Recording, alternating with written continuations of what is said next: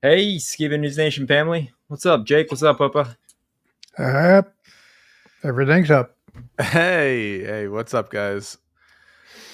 Oh man, hey, how are you doing, Jeremiah? I'm doing good. Good, good. That's Pretty so good. good. Hey, Very good today, my friend. Yes, we are very good today. well, hey, the months are ticking by. TruthorCon's coming up. I'm pretty excited about it. We just got past Hebrew Fest, and right now I'm still waiting for a baby. I thought I was gonna have a baby this weekend, but no news there. But we're gonna wait patiently. And yeah, man, how about you guys? You guys got anything going on this week? Any big trips coming up? Yeah, we're gonna go to DC here in a couple This days. week, yeah. Go to the White House and maybe ask the president some questions. Hopefully. That would be sweet. I ain't Sweet. going nowhere. I ain't going nowhere. And then me Well, and Lindsay will celebrate our 1 year anniversary too. So that's coming up too. time flies when you're having fun. Yep. Well, what kind of fun are we gonna have today? Well, we got a series of news stories. I'm going to be getting into a little bit of AI, and I know Opa has some fantastic stuff. So let's start off with some of our shorter clips if you guys want to kick us off with yours. All right. Well, we've got some news now on the Air India crash. They came out with their 30-day report, and I kind of took a look at it and read through it. And so it's interesting how all the different news organizations cover it. Here's what ABC had to say about it. Investigation into the crash of the Air India flight that killed 260 people with just one survivor. The preliminary report focusing on the pilots and some key equipment. ABC's Lama Hassan is following this story from London. Lama. Llama. Crucial new details into what aviation investigators believe happened to the London-bound Air India plane, causing it to crash last month. Now, this initial report appears to be focusing on the actions of the Llama. pilots. The fuel to both engines was shut off just 3 seconds after takeoff. The switches providing fuel are normally on during a flight. Now, this caused both engines to lose thrust, and you can see this in the video capturing the Boeing 787 Dreamliner taking off from Ahmedabad Airport. Just 30 seconds later, it descends briefly before disappearing. Then you see a fireball explode in the sky. The plane crashing into a densely populated neighborhood, killing at least 260 people. Miraculously, one passenger survived. Now, according to the report, the switch for the left engine was turned back on, followed by the right engine. Opa always And shows an me a automatic video of restart something like this began, right but it before I was get on a just plane. too late. Both Safe engines weren't able to travels. get the full thrust. The report also documents Dust the in the conversation in the wind. cockpit at the All time. we are is One dust pilot in asked the the other why he wind. did the cutoff. The other All the replying Final he did not Destination do horror so. So there are movies. still so many questions. Were those switches deliberately moved? Was this maintenance malpractice? Was it premeditated? And if that's the case, why? Now remember, this is an initial report, so the investigation will continue, and it could take months to get the full report. I like her 1 ear. Lama Hassan with the latest from London. Lama, thank you so much. And for more on this investigation, let's Llama. bring in aviation analyst and ABC News contributor, John Nance. John, my friend, it is good to see you. I know you've been looking at this report, and it seems to focus on the fuel switches. So can you tell us what those are and how hard are they to turn on or off? When you're winding up the engines at the gate, when you're starting them, this is the central thing that you do is put that in the run position. It's just really run and off, and it controls the fuel flow to the engine. So if you do turn them off in flight, you're going to get exactly what happened here, which is the engines will stop and start winding down. There's just no question now of what happened. The question is why. And you're a longtime pilot. You have lots of experience on planes. Is this something that could have happened by accident? No way, absolutely not. The indications here are that a human hand purposefully took these two switches one after the other, and that tells me a lot, to the off position. These switches can't be just swept. In other words, if you hit them, they're not going to change their position. You have to pull them out and then reposition them. So this was not an accident. This report also says that those fuel switches came back on just before the crash, and it was just too late, wasn't it? That's correct. When you start winding an engine down in terms of the RPM, it takes a while to get it back up. And in fact, one of these engines was going to stagnate because it had gone down too far. The other might have been able to provide enough thrust if they had just had another couple of seconds. But unfortunately, there just wasn't any time left and they ran out of airspeed. They absolutely did. And where does this investigation head next? Will we ever learn why those switches were turned off in the first place? Because we know we have those cockpit recordings, but we don't hear too much there. Gio, it's one of these situations where we can probably close in on a plausible explanation, I guess is the best way to say it, after a while, but we're never going to know for certain because it involves what was going on in the head of the individual who turned those switches off. Was this inadvertent? Was this some sort of a massive aberration mentally, or was it a purposeful act? I think we'll get closer to it, but that'll be with a lot of human factors investigation. Some truly chilling questions in all of this. John Nance, we so appreciate your expertise in this matter. Thank you so much. You bet. Thanks, Gio. So, what do you think about that? Well, that was amazing. For the record, seat 11A. 11A is the seat that the man who walked away from that disaster sat in. And not only him, but another passenger who was a sole survivor of a deadly air crash sat in 11A. So if you ever just get a vibe and you're like, oh, I feel like this plane might have a foreseeable short future, then sit in 11A. That's apparently the trick. And also say your prayers. And carry a parachute. There seems to be a run on 11A, so yeah, it is now not only first class, it is premium extra survivor class. It's like you pay $10,000 to sit in the 11A from here on out because everybody wants that seat. Right. You ever heard of that urban legend where when they tell you to do this, it's supposed to snap your neck so they don't have to pay insurance if you survive? Might be when true. When you go down and the seat in front of you just snaps your neck. Right. That's why what was in front of him in 11A was the exit door. There was nothing, no seats or anything in front of him. So just stay. My mom always said, just act like a limp noodle and you should be fine. A limp noodle will get you out of a hot pot situation, eh? Okay, so here we got the synopsis report from an India network. So let's see what they have to say about it. Were Captain Sumit Sabharwal and First Officer Clive Kunder. Both pilots were experienced, well-rested and had passed all mandatory checks, including the pre-flight breath analyzer test. CCTV footage showed them arriving at the boarding gate at 12:35 IST. The aircraft began its takeoff roll at 1:38 IST. Within seconds, it lifted off and transitioned into flight. But just 4 seconds after liftoff, something went terribly wrong. First, the fuel cutoff switch for engine 1 moved from run to cutoff. Then 1 second later, the fuel cutoff switch for engine 2 also moved from run to cutoff. These switches are not supposed to be touched during takeoff. Moving them to cutoff cuts off fuel supply to the engines, causing an immediate shutdown. Inside the cockpit, one pilot asked, "Why did you cut off?" The other responded, "I didn't." With both engines shutting down, the aircraft began to lose power. At 1:38:47 IST, the ram air turbine, or RAT, automatically deployed to supply emergency hydraulic power. Then came a moment of attempted recovery. At 1:38:52 IST, the fuel cutoff switch for engine 1 was moved back to run. 2 seconds later, the auxiliary power unit inlet door began to open, signaling an automatic start of the backup power system. At 1:38:56 IST, the fuel cutoff switch for engine 2 was also turned back to run. In mid-air, when these switches are returned to run, the aircraft's full authority digital engine control, or FADEC system, automatically begins a restart sequence for the engines.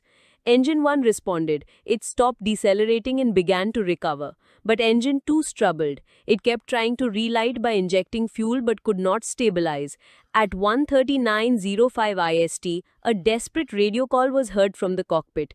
Mayday, mayday, mayday. The air traffic controller asked for the call sign. There was no response. Seconds later, the aircraft crashed just outside the airport boundary. The biggest question investigators are now trying to answer is this: what caused both fuel cutoff switches to move to the off position right after takeoff? So that's not what most of the India reports are saying. A lot of them think there is a whitewash going on. Hello and welcome. You're watching NDTV 24/7. I'm Osama Shab. The preliminary report is currently out and it has made some very key observations. This report has come out after 1 month, 1 month after this crash. It says that the fuel switches were shut off within seconds. While there have been hosts of reactions, but what we are getting at this moment is the way the foreign media has reported this entire probe and this entire report. In fact, the foreign media's coverage of the Air India crash report has sparked controversy with some of the outlets. They are accused of biased reporting. Some media outlets are attempting to shift the blame from Boeing to the Indian pilots. Some outlets, they have been cherry-picking details from the preliminary report to support their own narrative, while some have raised doubts about investigation transparency. While some outlets, they have placed responsibility on the cockpit crew, others have pointed out gaps in the investigation, noting that the preliminary report doesn't really say how the switch could have been flipped to the cutoff position. In fact, when you take a look at all the headlines that have been floating around since this report came out, the question that comes out of this is that is this about raising doubt or is it whitewashing by the foreign media?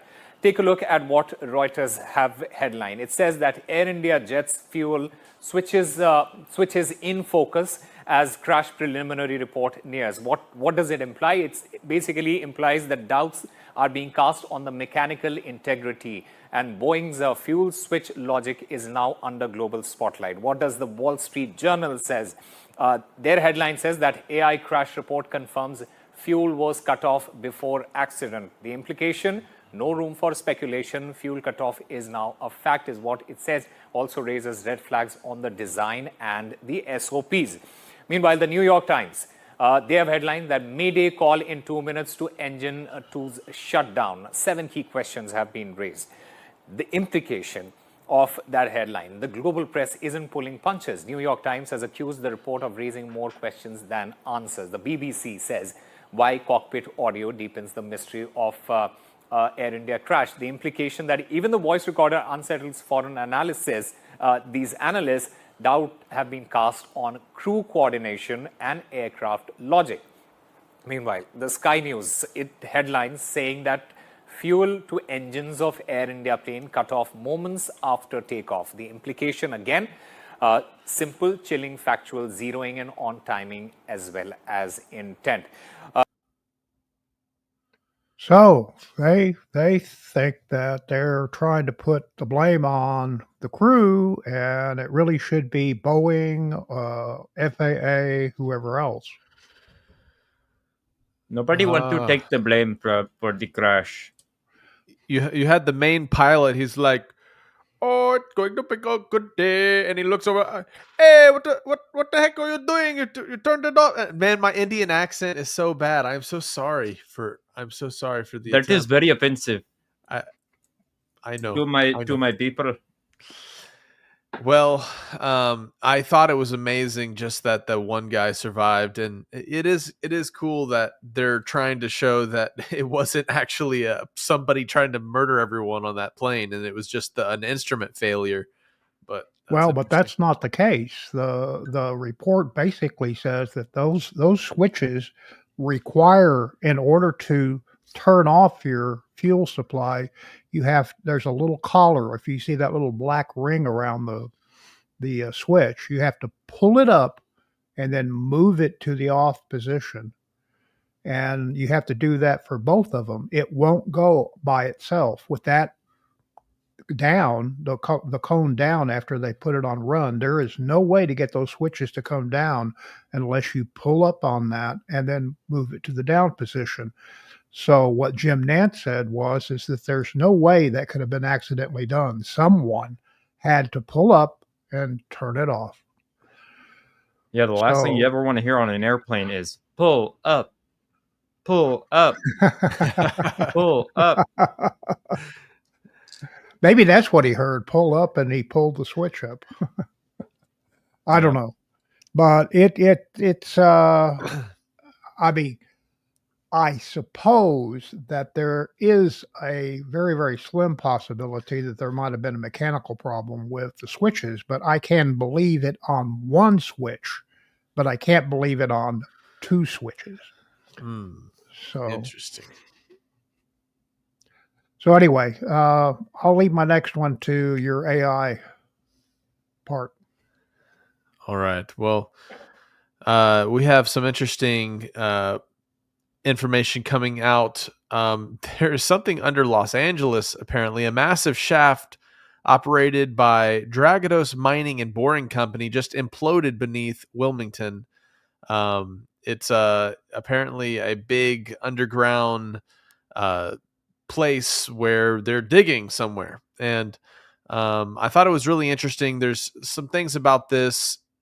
So there's 28 workers with no way out. It's not a civil project. It's military grade stuff. Global contractor.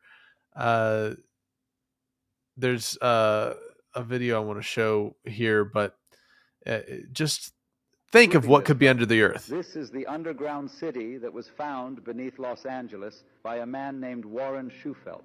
It was discovered using a device he invented to detect underground tunnels and caverns. Shufelt mapped out a network of passageways stretching for miles beneath the city. And here is where it gets crazy. His maps indicated a central chamber filled with gold and advanced artifacts. Shufelt said that upon analysis of the artifacts and the scriptures found within the passageways, they all pointed to a lost continent named Lemuria. Despite his groundbreaking findings, city officials abruptly shut down his excavation. They officially claimed that the tunnels were old subway lines, but this is where they messed up. The Los Angeles subway system didn't begin operation until 1990, over 70 years after Schufelt's discovery. So what subway lines were they referring to? Some speculate that they were referring to an ancient civilization that had access to a subway-like system. So this is back in the 30s, and now recently we have this disaster of a collapse in Los Angeles. So it makes me wonder what all is going on down there. Perfectly concealing its true origins.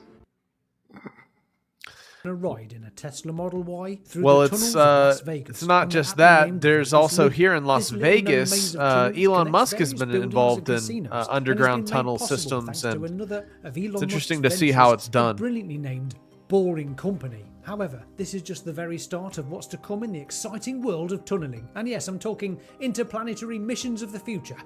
Because this little fella, named Prufrock 3, just so happens to have been designed to fit snugly into the load bay of their SpaceX rocket Starship. Future iterations of this will one day be making a trip to that doer-upper of a planet, Mars. But before we look at the fascinating end goal of building habitats for humans on Mars and beyond, let's take a look at what's happening here on Earth. It all started with a tweet back in December 2016 which read, "Traffic is driving me nuts. I'm going to build a tunnel boring machine and just start digging." Around that time, Elon Musk made his first appearance on the Joe Rogan show and mentioned multiple times about digging a big pit. Now we just started off with a pit. Okay. Big pit. You just say like, I don't want a pit. We got the permit for the pit and we dug the pit. We should dig this pit. Later we dug the pit. 48 straight hours, something like that. And dug this big pit. Showed Eric the pit. Like obviously it's just a pit. And this was the result at Hawthorne, California, the Boring Company research and development tunnel for testing their technology. This was where they first showcased their capabilities with a short demonstration tunnel and took a few folks for a ride to show off their traffic-busting transport. Fast forward to today, and a few examples of the Boring Company's projects can be seen. Here at the Gigafactory in Austin, Texas, they've just created a tunnel right from the factory floor underneath the highway, and it pops out in a car park. A far more It'd be direct freaky to route drive order in to one of those parts the tunnels. I vehicles feel than like it it's was really close to previously. the walls, It's you practically know? a birthing tunnel for Cybertrucks. How cool is that? Thanks as always to Joe Tegmeyer for this wonderful footage. Now let's look at the largest boring tunnel project so far. My recent trip to Las Vegas wasn't just to join a Tesla light show in Utah or to rent a Cybertruck and try full self-driving for the first time. Card in the corner, or I'll By just the line way, those videos up next to the end of the Super film. I have Grok is travelled to now in Vegas the Tesla hope that as the of Vegas yesterday. loop might be open and operational for us to have a go in, and it's only open when the Vegas Convention Center has an event We're on. gonna cover To my that relief, it was open humorously and here was in a awesome. moment. Traveling through the tunnels in a Tesla gave me the sense of what's to come. Fully autonomous, non-polluting, traffic-busting tunnels are surely the future for any busy, Super crazy. congested city around the world. And the evolution of the boring tunnel machine that digs them has come a long way in a short amount of time too. The Prufrock 3 can porpoise, which means it can launch directly into the ground and start digging with no prior site preparation needed. It's delivered to a site on a vehicle called the Beast, which angles down to drop the Prufrock 3 directly into the ground. Once it pops up the other side, it makes its way back onto the Beast. Genius! And get this, the Prufrock 3 is designed to dig tunnels at a significantly faster rate than any of its predecessors. The medium-term goal for the Prufrock machines is to exceed 1/10 of human walking speed, which would be a remarkable 7 miles per day. That's amazing, considering the old Channel Tunnel here, excavated by the Robbins Service Tunnel Machine, was munching through just 714 metres per month. The Prufrock. I wonder what cool things they've dug through. Like, these miners probably have some strange tales of like underground cavernous areas that the thing just bursts through and then it's just a giant empty room, you know. I'd be so curious. Just What to was sit that down. movie? What was that movie with Arnold Schwarzenegger where he went to Mars and they were basically digging tunnels? Oh, it's it. Red Alert is a game. No. Let's check this out. The corruption and the graft, they I'll will look it kill up. me. That's a fucked up thing to live with. Yes. Pardon the language. So I'm like, damn it. Well, listen, I really hope they don't kill you. Total Recall. That's it. I mean, That's it. Total Recall. Strive to be alive. But I think if I fully destroy the corruption and the graft, they will kill me. So here's Grok. I take that shiny bastard to a dive bar, get it drunk on motor oil, and see if so Grok has now been added to cars, right? And so people are talking with their car driving around. for And sweet nothings in binary. Then, if it's lucky, I'd let it plug into my circuits for a little dirty interfacing under the neon lights. it's crazy what people are making this thing say. But AI plugging into cars is now a thing as of this weekend. So I just wanted to show that to you guys. It's really interesting. We're going to look at a little bit about what Grok is doing, and there's also a comparative example of Grok versus ChatGPT that was going around. What did you do on your first date with Optimus? Grok 4 is smarter than almost all graduate students in all disciplines. Smarter than all graduate students in all actually disciplines just simultaneously. Appreciate that's really something. And the reasoning capabilities of Grok are incredible. Grok 4 is smarter than almost all graduate students in all disciplines simultaneously. Smarter than a fifth grader. Our AI Grok is modeled after The Hitchhiker's Guide to the Galaxy, which is one of my favorite books. It's a book on philosophy disguised as a book on humor.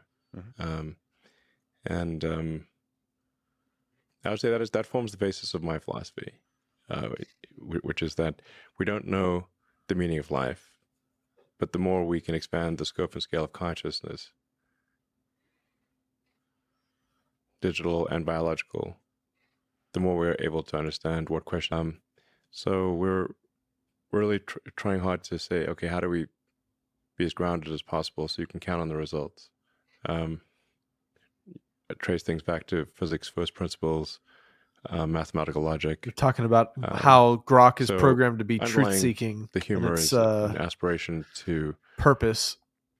Adhere to the truth of the universe as closely as possible. That's really tricky. It is tricky. So that's why, there's always going to be some amount of error, but we want to aspire to be as truthful as possible about the answers with acknowledged error. So that there was always, you don't want to be confidently wrong. So you're not going to be right every time, but you want to minimize how often you're confidently wrong. And then, like I said, once you can count on the logic as being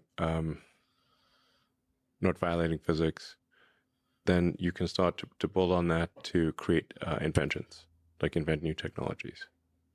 But if you cannot count on the foundational physics being correct, obviously the inventions are simply wishful thinking, imagination land. So what he's alluding to is AI and Grok and these technologies are going to help us invent new things. And we're going to talk about that with another clip here coming up. But this is Grok versus ChatGPT. Got it. This is like a fun little game of Echo. What's next? 2. Sorry, I said 2. 3. 4. Nice and steady. What's next? 5. 5. Nailed it. This is pretty fun, actually. Feel free to keep going or switch it up if you'd like. Hey, Grok. Hey, Grok. Hello there. How can I help you today? We're going to do a little test. Can you repeat after me? 1. 1. All right. What's next? 2. 2. What's on your mind? 3. 3. Need anything else? 4. 4. Jay, can you turn up the video a little bit? 5. What's next? Yeah, that's maxed out. Sorry, guys. Grok was snappier. It didn't interrupt me. And the prosody is we've made. All right, well, I'll make sure the next clip here is louder. So we see this advancement of AI and AI now being incorporated into vehicles with Tesla. At the same time frame, we have this drop from the U.S. Department of Defense and the head honcho here announcing the innovations that are about to come to American warfare. And now this is all coinciding. If they're putting AI in vehicles now, they're for sure going to be using AI in military kind of capabilities. So brought here to rebuild the military, match capabilities to the threats of today. So while our adversaries have produced millions of cheap drones, how much trouble do you think the pilot would get in if it fell and hit him on the head? Not anymore. Probably in June, a lot. President Trump issued Or an shoot at executive him. order unleashing American drone dominance to bolster our drone industry and arm our warfighters, because that's what we're all about.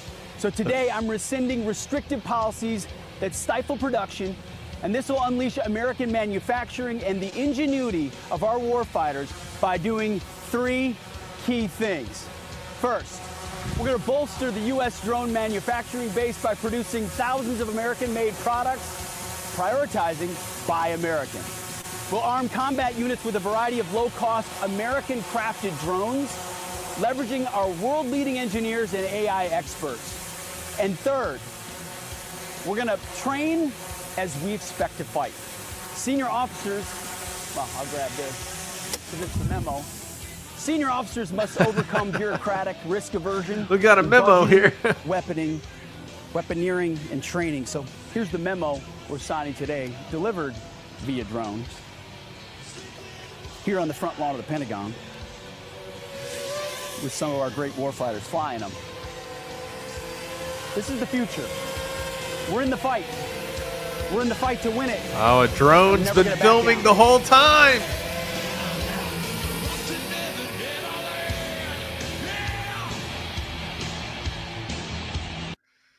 Wow.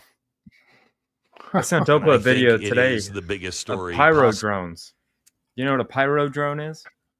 Like for fireworks? Kind of. It's a drone show that has fireworks attached to the drone. It's pretty crazy. As well as the LED lights and stuff. Oh, that's cool. So you want to see my AI? Yeah, let's pause this one and watch what Opa's got for us, guys. And we'll get back to Blaze Media here in a second. Yeah. So even AI is going to be used. There are numerous research organizations that are looking to use AI to learn how to talk to animals, including dogs. Is underway, exploring the language of humans' best friend. What we all want to know, right? So what does one bark mean versus another? You know, and imagine if you could truly understand what your dog is trying to tell you. Monica Robbins explains what's involved with attempts to decode what dogs are saying. If the computer encodes pretty much like that, and calculations don't give it away, we're trying to tell. Kenny Zhu is a professor of computer science, so it might come as a shock to learn what he's being paid to research. People have always tried to understand what animals are talking about.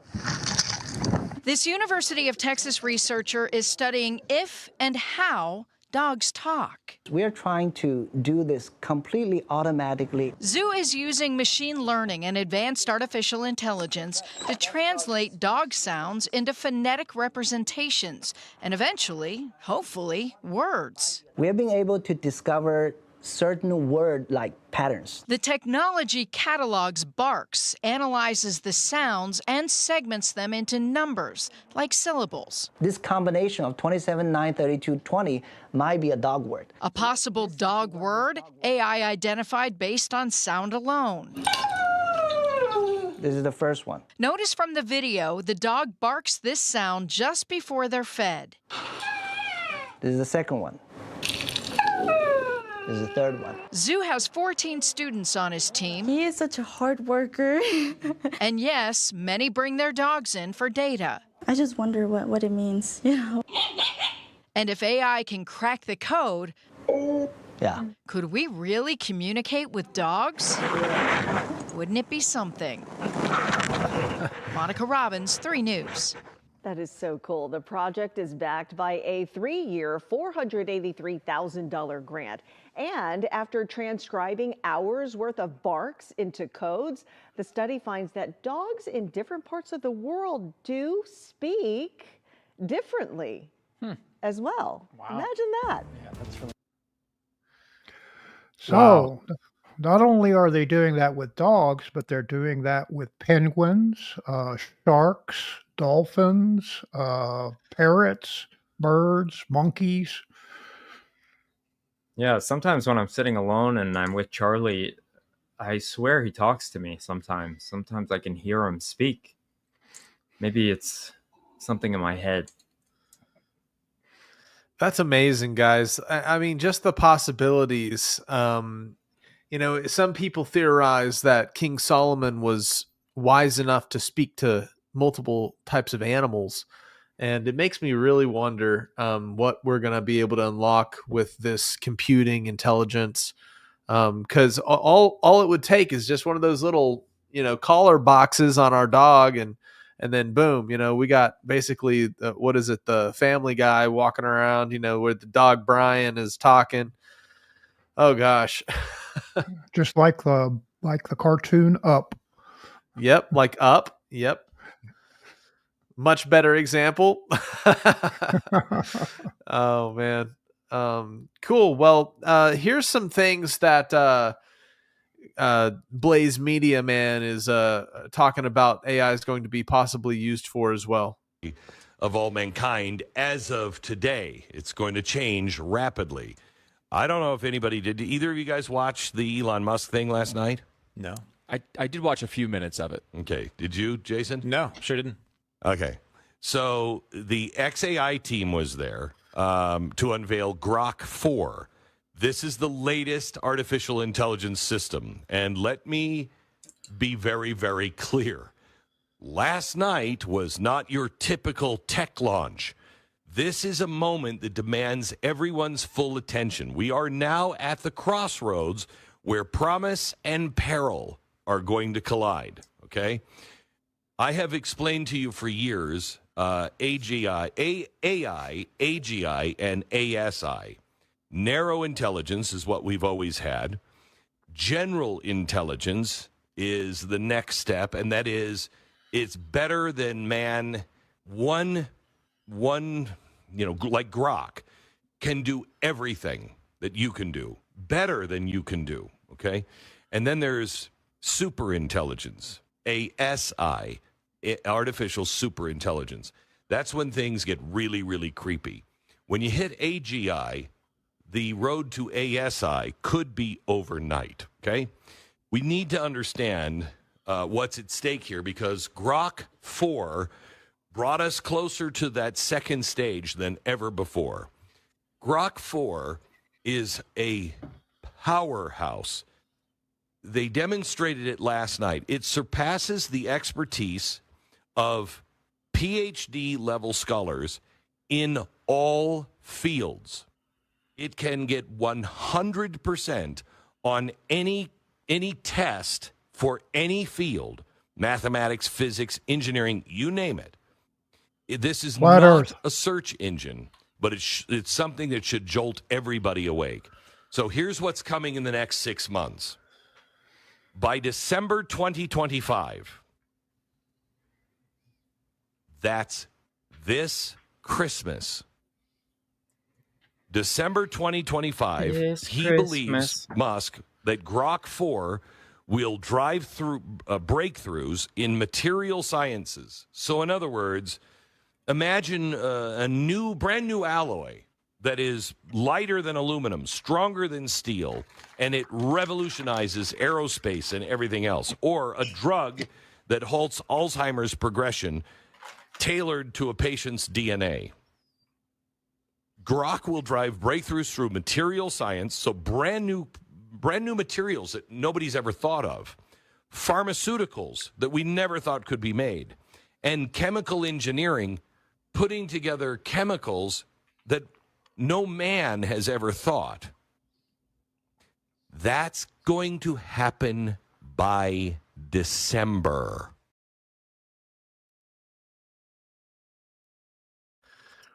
Well, also, the EPA has officially admitted cloud seeding weather modification is happening. And here's a representative to tell us all about it. Americans have urgent and important questions about geoengineering and contrails. The American public deserves and expects honesty and transparency from their government when seeking answers. But for years, people who ask questions in good faith were dismissed, even vilified by the media and their own government. That era is over. The Trump EPA is committed to total transparency. As a result, I tasked my team at EPA to compile a list of everything we know about contrails and geoengineering for the purpose of releasing it to you now publicly. In other words, I want you to know everything I know about these topics and without any exception. Instead of simply dismissing these questions and concerns as baseless conspiracies, we're meeting them head on. We did the legwork, looked at the science, consulted agency experts, and pulled in relevant outside information to put these online resources together. Everything we know about contrails to solar geoengineering will be in there. That means anyone who reads through this information will know as much about these topics as I do as EPA administrator. To anyone who's ever looked up to the streaks in the sky and asked, what the heck is going on? Or seen headlines about private actors and even governments looking to blot out the sun in the name of stopping global warming? We've endeavored to answer all of your questions at the links on your screen. In fact, EPA shares many of the same concerns when it comes to potential threats to human health and the environment, especially from solar geoengineering activities.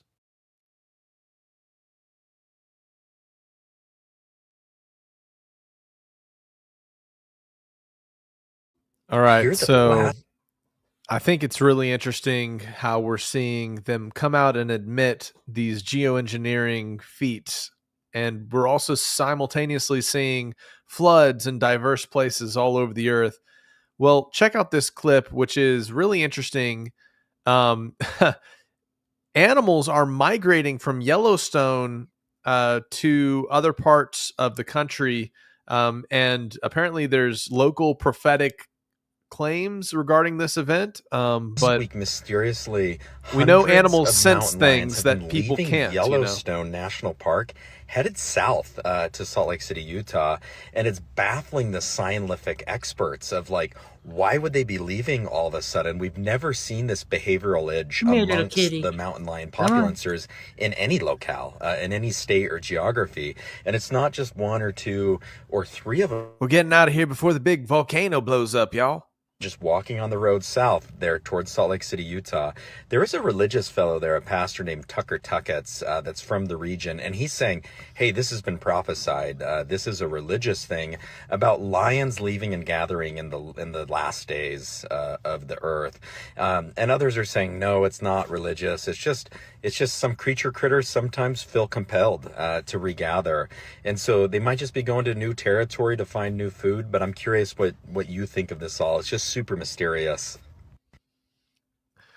So, Jeremiah, I thought you would appreciate this. Now, this is a tombstone in a Civil War era graveyard. And it says, Dewey, 1898 to 1910. He was only a cat, but he was human enough to be a great comfort in our hours of loneliness and pain. This is for you, Dewey. Dewey. Anyways, it kind of made me feel a little frog in my throat for Dewey. Yeah. Do people leave little cats, little cat-shaped things on the tombstone? Yeah, I'd like to know where it is. I'd like to visit. No. And props to this guy. We've been talking about the Epstein backtracking that our government's been doing. This song recently came out. You guys are going to really enjoy it if you've not heard it yet. For writing this song that fast. Amazing. Good job. Well, you got your bucket list, your grocery list, your list of things to do. You got a list of all your wishes. That's a wish list, dude. You got your Amazon and Santa Claus and Tooth Fairy too. But I know a list that don't exist, and buddy, so do you. It's the Epstein list. It's a mystery list with a twist. It's a myth of a list that we all just missed. Be an optimist, not a pessimist. If you wish to persist, it's probably best you forget that list. Now, what were we talking about? I don't remember, but I can sleep a lot better at night. Yeah, life can just go along. Knowing there's 10,000 hours of sunshine and flowers and nobody doing a damn thing wrong. Hear no, see no damn Bongino cash to tell. Well, I wouldn't want to be a sweating man with bulging eyes. Now tell me them fellas ain't compromised. Any implicated dude will tell you. Anybody on the big list knows just how far the folks in charge will go to keep the status quo. So when the war bell rings, the song that they'll sing is a song that we well know. So it's off to war I go. Well, they said they's gonna fix it, but now they're all complicit. They owe. So it's off to war we go. Send the poor off to war. What else are we for? They owe.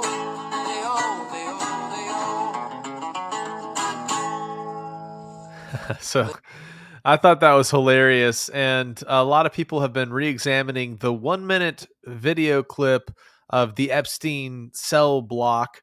And people are shocked to find out that it's not actually recording his door. It's like he's way off in a different part of this room. But apparently the 60 seconds that have been cut from the live tape have been recovered. Are you guys ready to see what happened during those 60 seconds? Oh, yeah. Turns out Epstein survived. Look at this.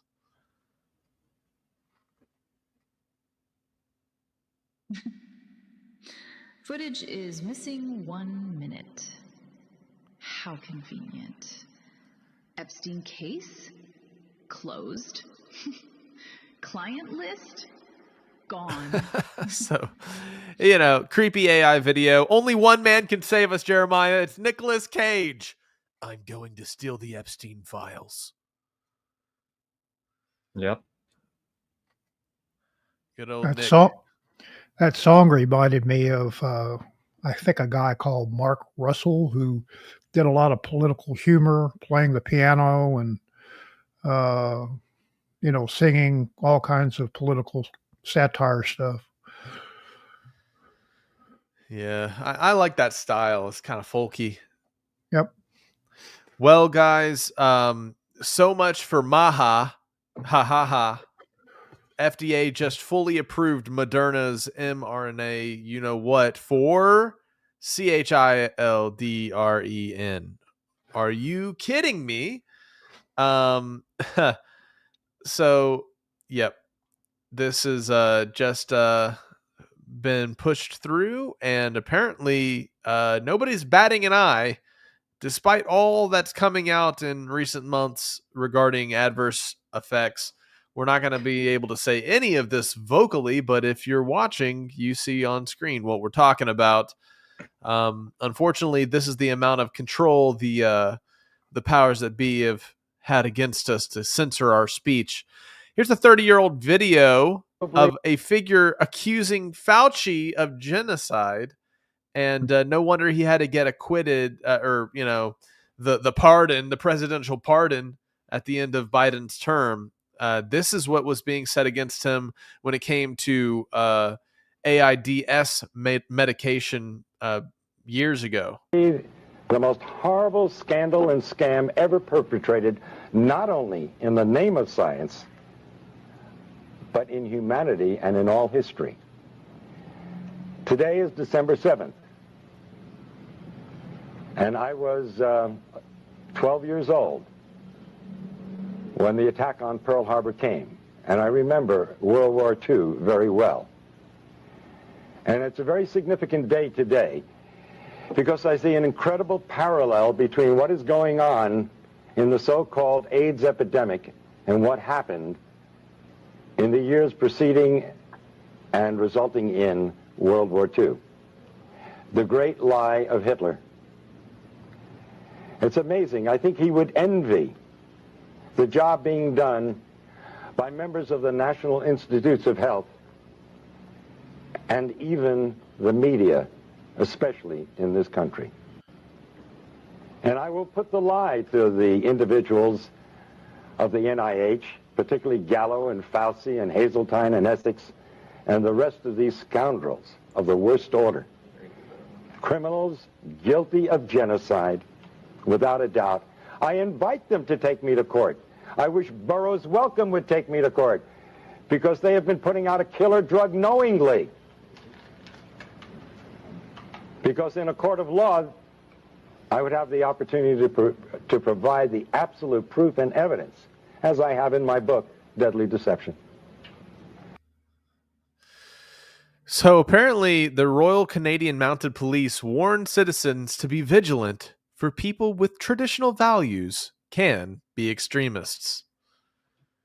This is happened on the 11th. A report went out warning citizens, right? Last video is of a rare natural phenomena in China, which creates the illusion of fire as sunlight reflects off the snow, turning the mountain peak into a glowing spectacle. You know, when I was watching this, I was like, I wonder if this could be like one of the ways that like the mountains catch fire, and all those prophetic visions, or if this is just a cool Chinese fluke. You got to go to this beautiful snow crusted mountain range to see these beautiful scenes. But anyways, I thought that was super cool, and that's all the clips for today, guys. Sweet. Well, It's been fun. Been real. It's been real jiggity. Yeah. Awesome. Well, probably by the next time you guys see us streaming, I will have a new baby to welcome into the world. So prayers for my wife getting to that point. So Need some new shoes. New shoes and a big hoagie. Yep. All right, guys. We'll see you later. All right, guys. Hasta Have a good night. luego. Drop a like. Thanks for watching, everyone.